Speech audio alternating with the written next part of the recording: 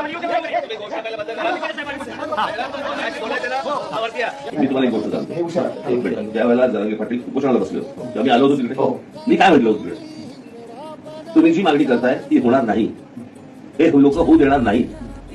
यांच्या मनामध्ये फक्त तुमची माती भडकवणे, संघर्ष घडवणे, यातनं हातामध्ये मतं मिळवणे आणि तुम्ही वाऱ्यावर पडला तरी चालेल. मी तुम्हाला एक गोष्ट सांगतो, उद्या तर हे राज्य माझ्या हातात मी तुम्हाला सांगतो, महाराष्ट्रात कोणालाही आरक्षणाची गरज लागणार नाही. आपली मराठी मुलं, आपल्या मराठी मुली, आपला शेतकरी याच्यावरती जो पैसा खर्च व्हायला पाहिजे ना, तो नको त्या लोकांवरती पैसा खर्च होतो या महाराष्ट्रात. माझं म्हणणं एवढंच आहे की हा प्रश्न सोपा आहे, असाच मी सांगते तसाच. आता हे तुम्हाला सांगणं आहे, हे जे तुमच्या तोंडाला पानं पुसतायत आणि त्यांचा राजकीय स्वार्थ साधून घेत आहेत, यांच्यापासून सावध राहा. पण सांगत आलोय, सांगत राहणार की महाराष्ट्रामध्ये जे उद्योग निर्माण होत आहेत त्या उद्योगांमध्ये माझ्या महाराष्ट्रातल्या मराठी मुलांना आणि मराठी मुलींना 100% प्राधान्य तुम्ही दिलं पाहिजे. आरक्षणाचा विषयच येत नाही.